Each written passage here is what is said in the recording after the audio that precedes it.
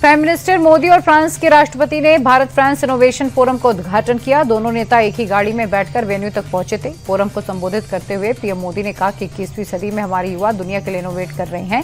पूरी दुनिया में भारत के स्टार्टअप छा गए। आज हमारे पास 126 यूनिकॉर्न हैं। फ्रांस के साथ हमारी मूल्यों और इनोवेशन की साझेदारी है। प्रधानमंत्री मोदी और फ्रांस के राष्ट्रपति मैक्रो ने virtually H125 light utility helicopter की फाइनल असेंबली लाइन का उद्घाटन किया। कर्नाटक के कोलार के विमगल में यूनिट्स तैयार हो जाएंगी। ये भारत और फ्रांस के ज्वाइंट एरोस्पेस वेंचर्स हैं। ये हेलीकॉप्टर्स ऊंचाई वाले इलाकों में सिंगल इंजन की मदद से सफर कर पाएंगे। माउंट एवरेस्ट पर भी लैंड करने वाला ये इकलौता विमान होगा। इसमें 6 लोगों के बैठने की कैपेसिटी है। फ्रांस के राष्ट्रपति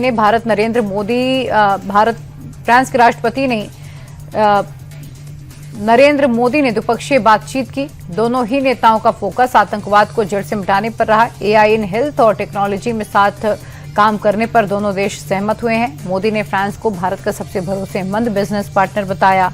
मोदी ने इस दौरान यूक्रेन युद्ध का जिक्र किया और कहा कि हम यूक्रेन और वेस्ट एशिया में शांति के पक्षधर हैं। प्रधानमंत्री मोदी की तरह फ्रांस के राष्ट्रपति ने भी भारत को मोस्ट ट्रस्टेड पार्टनर बताया। मैक्रो ने कहा कि हम मिलकर नए रास्ते तलाश रहे हैं। फ्रांस भारत का भरोसेमंद साझेदार बनना चाहता है। राफेल की टेक्नोलॉजी को ट्रांसफर करने पर भी बातचीत चल रही है। एआई को लेकर साथ काम करने पर सहमति बनी है। रक्षा और स्पेस में भी हम आपसी सहयोग बढ़ाएंगे।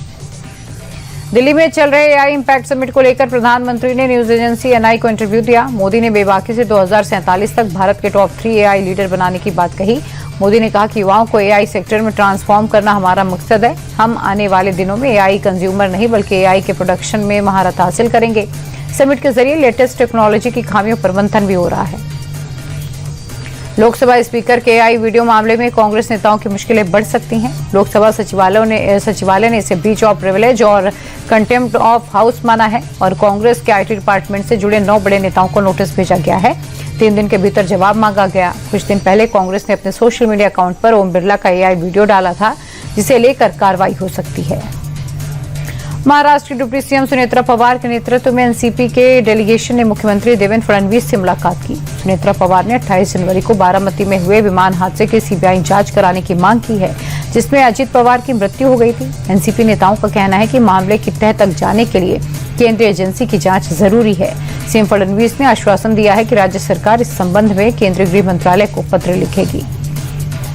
बंगाल में एसआईआर को लेकर मुख्यमंत्री ममता बनर्जी के हमले जारी हैं। सीएम ममता ने चुनाव आयोग को तुगलकी कमीशन बताया और कहा कि वो बीजेपी को खुश करने के लिए आम लोगों को टारगेट कर रहे हैं। आम लोगों के साथ टेररिस्ट की तरह सलूक किया जा रहा है। ममता ने कहा कि एसआईआर में लापरवाही के चलते अब तक 150 से ज्यादा लोगों की जान चली गई। बंगाल के साथ नाइंसाफी को कतई बर्दाश्त नहीं किया जाएगा। गुजरात में 3 महीने से जारी एसआईआर के बाद फाइनल वोटर लिस्ट को अपलोड कर दिया गया है। ड्राफ्ट लिस्ट के मुकाबले राज्य में 5.5 लाख वोटर्स की संख्या में इजाफा हुआ। आपको बता दें, वेरिफिकेशन से पहले गुजरात में करीब 5 करोड़ वोटर्स का डेटा एग्जिस्ट करता था। ड्राफ्ट लिस्ट में 4 करोड़ 34 लाख वोटर्स का नाम सामने आया था, लेकिन फाइनल लिस्ट में 4 करोड़ 40 लाख से ज्यादा वोटर्स का नाम शामिल किया गया। चेक बाउंस मामले में 13 दिन तिहाड़ जेल में बिताने के बाद अभिनेता राजपाल यादव बाहर आ गए। अंतरिम जमानत पर रिहा होने के बाद राजपाल यादव ने कोर्ट और देश की जनता का शुक्रिया अदा किया।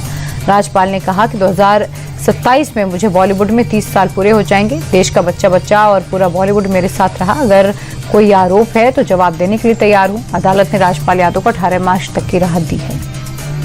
सोशल मीडिया पर रील बनाने का जुनून एक युवक को भारी पड़ गया। दिल्ली के न्यू उस्मानपुर इलाके का एक वीडियो तेजी से वायरल हो रहा है, जिसमें एक लड़का बिना नंबर प्लेट की बाइक पर खतरनाक स्टंट कर रहा है और चलती बसों के दरवाजे खोलकर लोगों की जान खतरे में डाल रहा है।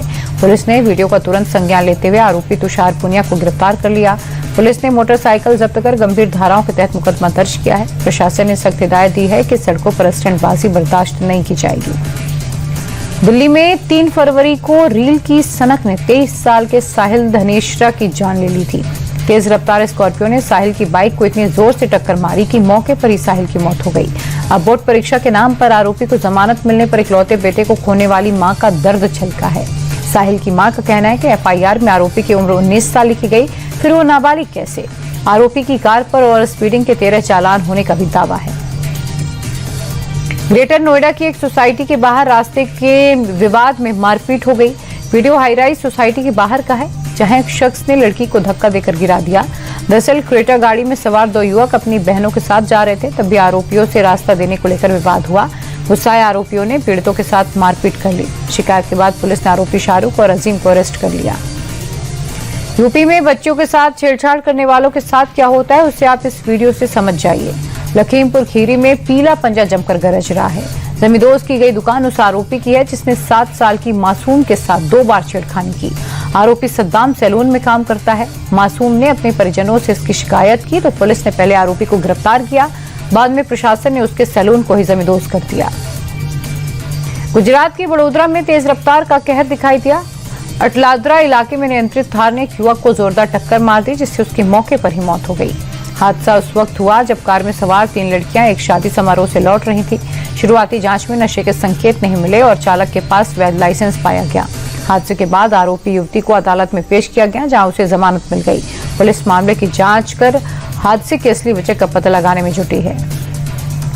राजस्थान के जयपुर में तेज रफ्तार कार ने स्कूटी सवारों को जोरदार टक्कर मार दी। सीसीटीवी वीडियो में दर्दनाक हादसा रिकॉर्ड हो गया, जहां निमकथाना में रैश ड्राइविंग कर रहे कार सवार ने एक स्कूटी को टक्कर मारी और मौके से फरार हो गया। इस हादसे में 2 लोगों की मौके पर ही मौत हो गई।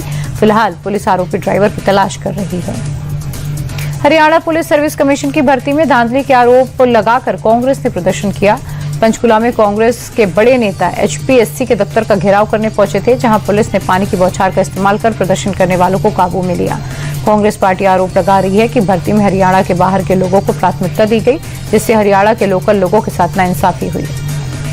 जम्मू कश्मीर के RS-पुरा जुवेनाइल होम से फरार हुए 2 पाकिस्तानी कैदी गिरफ्तार हो गए। पुलिस ने दोनों आरोपियों को पंजाब के लुधियाना से पकड़ा है। स्थानीय कैदी अभी भी फरार है, जिसकी तलाश के लिए जगह जगह छापेमारी चल रही है।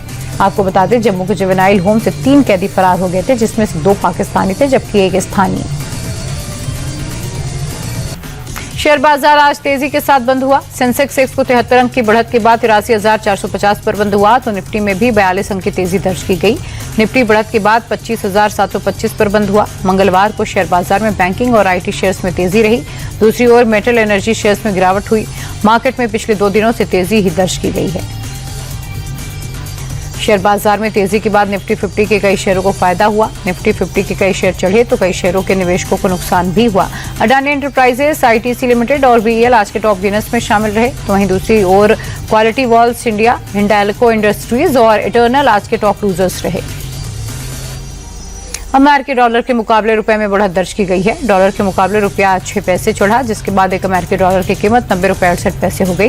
इंटरनेशनल मार्केट में कच्चे तेल की कीमत कम होने के चलते भारतीय रुपया मजबूत हुआ। विदेशी मुद्रा के व्यापारियों को उम्मीद है भारतीय रुपया और मजबूत होगा।